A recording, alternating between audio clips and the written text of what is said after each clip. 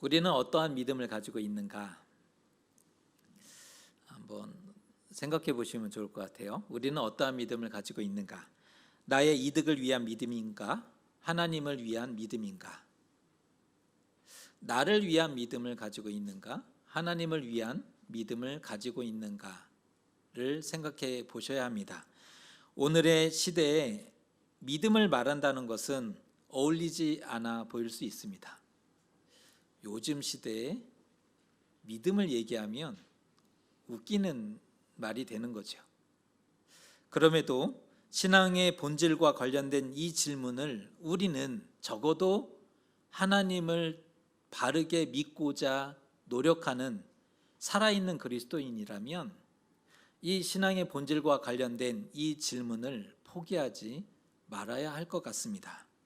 오늘 말씀은 예수님의 순환에 대해서 처음으로 언급하고 있는 본문인데요.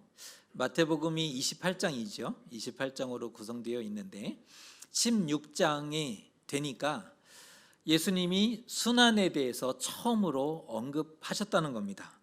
이 직전까지 예수께서 수많은 기적을 행하셨고 치유와 능력을 행하셨죠. 그랬더니 사람들이 환호하더라. 그랬더니 사람들이 좋아하더라. 그랬더니 일부의 사람들은 예수님을 왕으로 삼고자 했던 그런 분위기였습니다. 얼마나 분위기가 좋은지 모릅니다. 하지만 순환과 죽음을 언급하면서 그 좋은 분위기에 찬물을 확 끼얹어 버렸습니다. 이상하죠? 백성들의 마음이 뜨거워지기 시작해서 너무나 좋은 분위기로 가고 있는데 예수께서 그 순간에 순환과 죽음을 언급하시며 찬물을 확 끼얹으시는 그런 장면이 오늘 읽었던 우리의 본문의 말씀입니다. 예수님의 순환 예고에 대한 제자들의 반응이 나오는데, 그러니까 순환에 대해서 말씀하시자 제자들의 반응이 즉시 나타나는데 이 제자들의 반응을 보면서 우리의 신앙도 한번 생각해보는, 또 도전받고자 하는 그런 시간을 가지고자 합니다. 느닷없는 예수님 말씀에 분위기가 한순간에 싸해지고 말았습니다. 좋았는데 느닷없이 예수님이 순환과 죽음에 대해서 언급하시니 분위기가 싸해지고 말았습니다. 분위기를 좀 보면서 말씀하시지 참으로 눈치가 없으셨음이 분명합니다. 예수님은 눈치가 없으세요. 분위기에 따라 말씀하시는 것이 아니라 하고자 하시는 말씀을 그냥 하시죠. 제자들 입장에서 생각해 보면 지금까지 고생 참 많이 했지 않습니까? 힘들었죠. 하지만 예루살렘에 오르기만 하면 천지가 개벽할 일이 드디어 일어나리라 라는 기대를 가지고 있었습니다. 지금까지 3년의 시간을 걸어오면서 고생 많았잖아요. 이제 예루살렘에 올라가기만 하면 천지가 개벽할 일이 나타나리라 라는 기대를 가지고 있었습니다. 조금만 견디면 성공하게 되는 거예요. 이제 이 문턱만 넘어가면, 예루살렘만 올라가면 성공이 되는 거죠. 지금까지 참고 고생한 이유가 무엇입니까? 성공하고 출세하기 위해서. 그러니까 어떤 배경에서 제자들이 이러한 반응을 보였느냐가 중요한데, 지금 이 상황은 예루살렘에 올라가기만 하면 성공이고 출세한다 라는 이 생각을 가지고 있었다는 겁니다. 그들에게는 이스라엘의 회복과 메시아 왕국에 대한 열망이 뜨거웠다는 거예요. 제자들의 마음에 어떤 마음이 있었냐면 이스라엘의 회복에 대한 열망이, 메시아 왕국이 드디어 이루어지겠구나라는 이러한 뜨거운 마음이 있었다는 겁니다. 그 일을 바로 예수님이 이루어 주실 것을 믿어 의심치 않았다는 거예요. 그래서 예수님을 따랐죠. 하지만 베드로의 신앙 고백이 있은 직후부터는 예수께서 달라지시고 변했어요. 전에 알던 그분이 아니에요. 베드로의 신앙 고백 전까지는 맞았는데 신앙 고백이 있은 다음에는 예수님이 달라지셨다는 거예요. 그 베드로의 신앙 고백이 마태복음 16장 16절인데 이렇게 고백합니다. 시몬 베드로가 대답하여 이르되 주는 그리스도시요 살아계신 하나님의 아들이시니이다. 예수께서는 이 베드로의 고백을 받으셨고 참으로 기뻐하셨습니다. 이 베드로의 고백이 있자 예수님이 너무나 기뻐하셨음을 보게 되는데요. 너는 베드로라, 내가 이 반석 위에 내 교회를 세우리니 음부의 권세가 이기지 못하리라. 내가 천국 열쇠를 너에게 주리니 내가 땅에서 무엇이든지 매면 하늘에서도 매일 것이요 내가 땅에서 무엇이든지 풀면 하늘에서도 풀리리라. 마음껏 축복하셨지 않습니까? 이 신앙 고백 위에 주님의 교회를 세워주겠다라는 약속까지 해주셨음을 보게 됩니다. 여기까지 너무 좋았다는 거예요. 정말 꿈 같은 그런 시간을 걸어왔습니다. 하지만 갑자기 분위기를 깨고 16장에 또한 17장에 20장에서 죽음과 순환에 대해서 3번을 반복하시니 대체 뭐 하자는 걸까? 해석이 안 되는 겁니다. 지금까지 분위기가 너무 좋았는데 16장, 17장, 20장에 들어서 순환과 죽음에 대해서 말씀하시니 이건 도대체 뭐 하자는 걸까? 라는 고민을 하게 되었다는 겁니다. 솔직히 제자들이 입장에서 보면 너무나 허탈하고 큰 상처로 다가왔음을 보게 됩니다. 그 예수님의 말씀이 제자들에게는 상처가 되었다는 거예요. 닭 쫓던 개가 지붕 쳐다보는 꼴이 되고 말았던 거죠. 열심히 쫓았는데 허무하게 되고 만 겁니다. 가족을 버렸어요. 그들은 적어도 가족을 버렸어요. 자신의 생업을 버리고 예수님을 따랐어요. 하지만 모든 수고가 한순간에 사라지고 없어지게 되었으니 받아들일 수 있었을까요? 그 예수님의 말씀을 받아들일 수 있었겠는가? 받아들이기 어려운 부분이죠.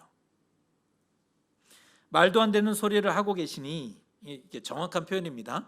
말도 안 되는 소리를 예수님이 하고 계시니 베드로가 용감히 나섰지 않습니까? 베드로의 말입니다. 22절입니다. 베드로가 예수를 붙들고 항변하여 이르되 주여 그리 마옵소서, 이 일이 결코 주께 미치지 아니하리이다. 여기 나오는 베드로의 말을 보세요. 그리 마옵소서, 이 일이 결코 주께 미치지 아니하리이다. 어떻게 들리십니까? 믿음의 표현인가요? 예수님을 참으로 걱정한 말로 들리십니까? 아니었다는 거예요. 예수님 대체 무슨 말씀하시는 건가요? 말하자면 이거죠. 지금 제정신이세요? 라는 의미입니다. 예수님 제정신이세요? 지금 하고자 하시는 것은 틀렸습니다. 지금 예수님이 하시는 것은 틀린 것입니다. 완전 실망이에요. 이런 얘기를 하고 있는 겁니다.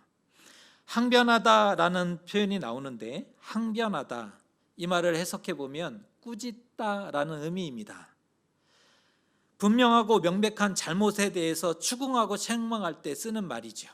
그러니까 분명한 잘못과 죄에 대해서 추궁하고 책망할 때 사용하는 단어가 이 항변하다라는 뜻인데요. 예를 들면 예수께서 바람과 바다를 꾸짖으셔서 잔잔케 하셨죠. 동일한 표현입니다. 꾸짖으셨어요. 또 복음과 하나님의 나라를 위협하고 해하는 악의 세력들을 대적할 때 쓰는 말, 항변하다, 꾸짖다죠. 그런데 제자가 감히 스승을 꾸짖을 수 있는 건가요? 스승과 부모는 같은 급으로 보았으니까 율법에 의하면 부모를 욕되게 하는 자 돌로 치라, 돌로 쳐야 되는 그런 상황이지 않습니까? 그럼에도 이러한 말을 했다는 것은 제자들이 진정 무엇을 원했고 기대했는지 그 본심이 그대로 이 말 속에 표현되었다는 겁니다. 그들이 지금까지 어떠한 마음을 가지고 예수님을 따랐는지 그 본심이 이 말 표현에 드러나는 거죠. 이에 대한 예수님의 반응이 어떠했을까요? 23절입니다. 이 말씀을 우리가 같이 한번 읽어봅니다. 예수께서 돌이키시며 베드로에게 이르시되 사탄아 내 뒤로 물러가라. 너는 나를 넘어지게 하는 자로다. 내가 하나님의 일을 생각하지 아니하고 도리어 사람의 일을 생각하는도다 하시고, 예수님의 반응은 엄격하고 단호했습니다. 사탄아 물러가라. 너는 나를 넘어지게 하는 자다. 예수님은 사랑을 말씀하셨던 분이지요. 모든 것을 품어주셨습니다. 세상이 얘기하는 죄인들, 그들을 안아주셨고 눈물을 흘려주셨습니다. 사랑과 관용을 말씀하셨던 예수님은 온데간데 없고 사탄을 대하듯이 싸늘히 대하고 있다는 거예요. 베드로를 대하는 온도차가 너무나 확연히 다르지 않습니까? 오늘 본문 앞에 불과 넉 절, 5절 앞에서는 바로 앞에 17절이잖아요. 17절에 바요나 시모나 너에게 복이 있도다 축복하고 계셨단 말이에요. 18절에 이 반석 위에 내 교회를 세우리라 엄청난 축복을 해주셨어요. 19절에 천국 열쇠를 너에게 주리라. 베드로야, 내가 천국 열쇠를 너에게 맡길 거야. 이 어마어마한 축복을 쏟아 놓으셨던 예수님이 이제는 사탄아 물러가라 책망하신다는 거예요. 왜 이렇게 되고 말았을까요? 사탄이라뇨. 제자인데 정말 말도 안 되는 일이 벌어졌지 않습니까? 베드로가 생각한 예수님과 예수께서 가고자 하셨던 사명의 길이 달랐기 때문입니다. 예수님이 생각했던 그러니까 베드로가 생각했던 예수님이 있어요. 예수께서 가시고자 하셨던 사명의 길이 있고, 이게 달랐기 때문에 생긴 문제였다는 것입니다. 베드로가 고백했던 것처럼 예수님은 메시아이시죠. 메시아는 영광을 받으셔야 되고 이스라엘의 왕이 되셔야 할 뿐입니다. 어떻게 고난이라니요? 이게 말이 안 되지 않습니까? 어울리지 않아요. 그리고 그런 일은 절대로 일어나서도 안 된다라고 생각했다는 거죠. 이 일이 결코 주께 미치지 아니하리이다. 하지만 이 말은 예수님을 걱정하고 염려해서 기꺼이 그 고난은 제가 받겠습니다, 그 십자가는 제가 지겠습니다 라는 헌신과 그러한 결단이 아니라고 말씀을 드렸잖아요. 예수님을 걱정해서 그 고난은 제가 질 테니 예수님은 영광 받으십시오, 이러한 헌신의 결단이 아니었다는 거예요. 그리 말했던 이유는 예수님 때문이 아니라 자신의 좋은 것, 자신에게 주어질 좋은 자리를 빼앗길까 봐 그 불안한 마음에 나왔던 신경질적인 반응이고 짜증이었다는 겁니다. 지금 예수님한테 짜증을 내고 있는 장면이죠. 부정타니까 그런 소리는 하지도 마세요. 그러니까 우리의 정서로는 이 말 표현이 더 맞을 것 같아요. 부정타게 그런 얘기 하지 마라. 그래서 마치 잘못한 아이를 다그치고 혼내듯이 예수님께 항변한 거예요. 붙잡고, 말하자면 이거죠. 손들어. 너 지금 뭐 하는 거야? 잘못한 아이를 훈계하듯이 지금 베드로가 예수님한테 보였던 태도가 바로 그러했습니다. 그동안 누구보다 열심히 말씀을 들었던 사람입니다. 예수님을 가장 가까이 따라갔죠. 복음을 전하는 일들에 헌신적으로 참여했습니다. 나름 인정도 받았고 제자들 그룹 가운데서도 수제자로 여길 만한 그런 위치까지 오르게 되었어요. 독보적인 세상에 둘도 없는 신앙 고백을 했었던 인물이에요. 그가 누구예요? 베드로. 그의 신앙 고백은 세상에 둘도 없는 가장 놀라운 신앙 고백이었어요. 이 정도면 누구보다 믿음 좋은 것 아니겠습니까? 베드로가 믿음이 없으면 세상에 누구에게 믿음이 있다고 얘기할 수 있겠어요?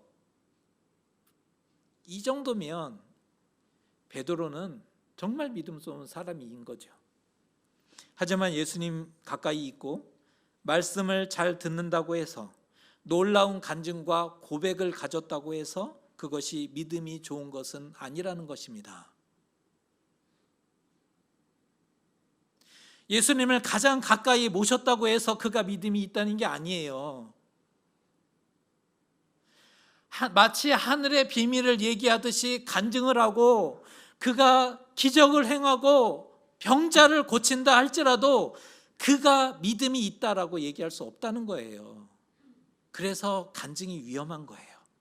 간증이 틀렸다가 아니라 간증을 한다고 해서 세상에 둘도 없는 놀라운 간증을 가지고 있다고 해서 그에게 지금 믿음이 있다라고 얘기할 수 없다라는 겁니다. 베드로가 그랬거든요. 그는 지금 예수님을 넘어지게 하는 자가 되고 있어요. 그뿐 아니라 복음을 방해하고 무너뜨리는 사탄이 되었지 않습니까? 반석 위에 세운 교회를 약속받았지만 지금은 그저 걸림돌이에요. 반석 위에 세운 교회가 되리라 그 약속을 가진 사람이었지만 지금은 그저 걸림돌이 되고 있다는 겁니다. 사탄의 유혹과 동일한 유혹을 했어요. 그 입으로 마치 광야에서 예수님이 40일 동안 시험 받으셨듯이 그 사탄의 음성과 동일한 음성으로 예수님을 시험하고 있는 장면이 오늘의 본문이라는 거예요. 이를 어쩌면 좋습니까? 만일 베드로의 뜻대로 됐다면 예수님의 사명은 완전히 실패한 것이 되었을 거예요. 베드로의 뜻대로 됐다면 예수님의 사명은 포기되고 말았을 겁니다. 그렇다면 우리는 여전히 죄 가운데 머무는 그러한 존재, 어둠에 거하는 존재로 남게 되었을 것이고요. 믿음이 좋은 것처럼 보이는 것들이 있어요. 하지만 믿음이 아니죠. 애초에 하나님의 일이 아니라 사람의 일을 추구했다면 믿음이 좋은 것처럼 보여질 수는 있지만 그것은 믿음이 아니에요. 왜? 사람의 일인 것뿐입니다. 왜 누구보다 열심으로 섬기고 봉사하고 충성하셨습니까? 우리는 이런 질문들을 하셔야 합니다. 왜 우리는 누구보다 열심으로 섬기고 기도하고 봉사했는가? 하나님을 위해서였습니까? 우리 자신을 위해서였습니까? 인정받고 칭찬받기 위함이고 믿음 좋은 사람처럼 보이기 위함 아니셨습니까? 혹시나 우리는 우리의 순종에 대해서 하나님을 위해서라고 말하지만 우리가 행했던 순종에 대해서 하나님을 위해서였다라고 말하지만 실제로는 자신을 위해서 하는 일들이 얼마나 많은지 모릅니다. 자신을 위해서였다는 거예요. 순종한다 할 때, 그러니까 순종한다 말하잖아요. 순종합니다. 순종해야지라고 할 때 대체 무엇을 순종한다는 것일까요? 하나님의 뜻대로를 순종하겠다는 의미였을까요? 아니면 자신에게 좋고 마음에 드는 것을 하겠다라는 의미였을까요? 이 구분이 되십니까? 하나님의 뜻대로 순종하겠다는 의미였을까요? 아니면 자신에게 자신에게 좋은 것 그리고 마음에 드는 것을 하겠다는 의미였을까요? 그런데 왜 우리는 순종할 때 선물을 주지 않을까라는 기대를 놓지 않고 있는 거죠? 말하자면 기브 앤 테이크인 거죠. 내가 순종하면 이만큼 했으니 하나님은 이만큼 주셔야 된다. 이것을 우리는 포기하지 않고 있지 않습니까? 하지만 적절한 응답과 보상이 주어지지 않을 때는 이게 이제 문제인 거예요. 적절한 보상이 주어지면 순종했고 응답 받았어요. 너무 감사해요. 그런데 이 적절한 응답이 주어지지 않을 때 반항하지 않습니까? 심지어 하나님께 항변하죠. 베드로가 예수님을 책망하고 혼내듯이 하나님을 향해서 항변합니다. 다른 사람 얘기 아니라 우리 얘기하고 있는 거잖아요. 하나님이 어떻게 그러실 수 있습니까? 항변한다는 거예요. 요나가 그랬잖아요. 그 박넝쿨이 시들어 버리니까 세상 억울해했어요. 성내어 죽기까지 할지라도 합당합니다. 이 얘기를 하죠. 내가 성내어 죽기까지 할지라도 이것은 합당하다라는 그런 태도를 취하지 않습니까? 얼굴이 울그락불그락해요.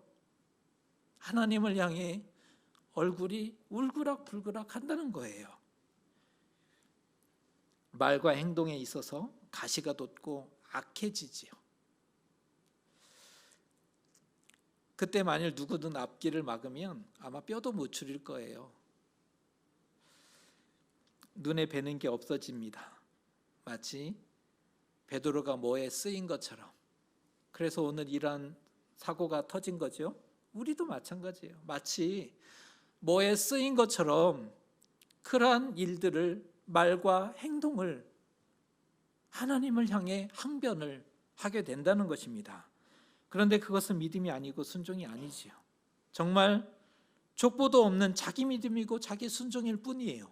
성경에 안 나와요. 그런 믿음은, 그런 순종은 성경에 없는 얘기입니다. 자기 좋은 대로, 기분 내키는 대로 했는데 어떻게 그것이 순종이 될 수 있을까요? 뿐만 아니라 예수님의 길을 가지 않는 것, 때가 되었는데 계속 외면하는 것, 그것은 예수님을 반대하는 것이지 않습니까? 순종이라고 얘기하기 어려운 거죠. 누구를 탓할 것 없고 누구를 떠올릴 것도 없습니다. 우리는 순종을 다시 배워야 합니다. 성경의 순종을, 성경적인 순종을 다시 배워야 할 것 같습니다. 우리 안에는 참된 순종이 없어요.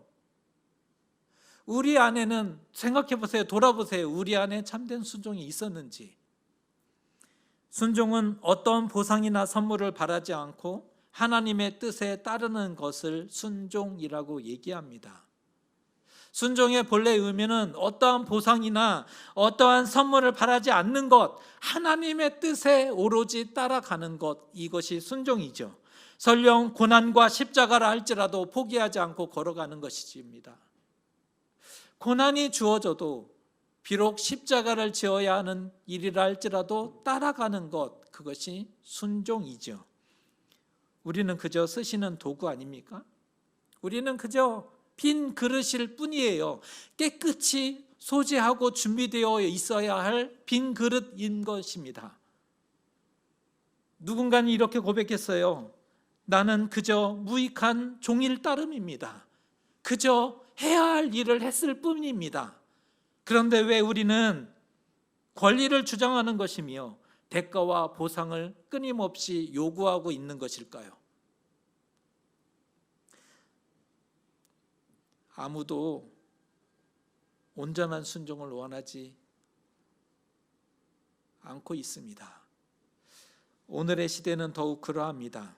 순종이 사라진 시대입니다. 이 시대에 순종을 얘기하는 것은 웃긴 사람이 되는 것입니다. 하나님도 그것을 아시지요. 순종이 사라진 시대라는 것을 하나님도 아신다는 거예요. 그래서 쓰실 때 당근을 주시기도 하신다. 그런데 생각해 보면 우리는 그 당근을 받아들고 기뻐하지만 생각해 보면 아무것도 없는 것이 하나님을 위한 순종이고 그것이 충성이지 않겠습니까? 그것이 사람의 일이 아니라 하나님의 일을 한 것이 되는 것이지 않습니까? 우리의 순종을 한번 돌아보십시다. 어울리지 않는 얘기지만 이 시대에 믿음을 얘기하고 순종을 얘기하는 것이 참 웃긴 얘기지만 우리는 적어도 믿음으로 살아보고자, 비록 넘어지고 실패하는 사람이지만 다시 일어서고자 적어도 노력하는 사람이니 순종에 대해서 한번 생각해 보자는 거예요. 내가 생각한 것에 딱 맞고 얻을 게 있으면 순종할 것입니까? 얻을 것이 없으면 진리의 길이라 할지라도 한 발자국도 가지 않을 작정이십니까? 여기에 걸려서 더 이상 넘어가지 못하잖아요. 우리가 생각한 것에 딱 맞고 얻을 게 있으면, 좋아 보이면 순종할 거고, 얻을 게 없으면 그것이 진리의 길이라 할지라도 결단코 한 걸음도 나가지 아니리라. 이것이 어쩌면 우리의 모습인 것 같아 너무나 속상합니다. 어찌하여 그 정도의 믿음을 가지게 되었는가? 이 시대에 믿음이 어디 있으며 순종이 어디 있는가? 예수께서도 한탄하셨지 않습니까? 인자가 올 때에 세상에서 믿음을 보겠느냐? 인자가 올 때에 과연 이 세대에 믿음이 있겠느냐? 예수님이 한탄하셨고 진단하셨는데 오늘의 시대가 바로 그러한 시대입니다. 회복이 필요한 것 같습니다. 예수님은 고난과 죽음을 통해서 사명을 완수하시고자 하셨죠. 세상을 구원하시기 위한 순종이었어요. 우리를 구원하고 살리기 위한 순종이셨습니다. 십자가 없는 하나님의 나라는 가짜입니다. 우리는 그저 하나님의 나라가 우리에게 주어지기를 기대하고 꿈꾸지만 십자가 없는 하나님의 나라는 가짜입니다. 그 하나님의 나라는 우리를 구원할 수 없습니다. 십자가를 통과해야 하나님의 나라가 주어질 수 있는 거죠. 말씀이 우리를 도전합니다. 제자가 되려면, 참된 제자가 되려면 자신을 위해서가 아니라 예수님을 위해서 살아가는 것이고, 필요하다면 십자가를 질 수 있어야 하는 것입니다. 어려운 부탁을 드려야 될 것 같아요. 우리 예수님을 위해서 십자가를 지는 그런 제자가 되지 않으시겠습니까?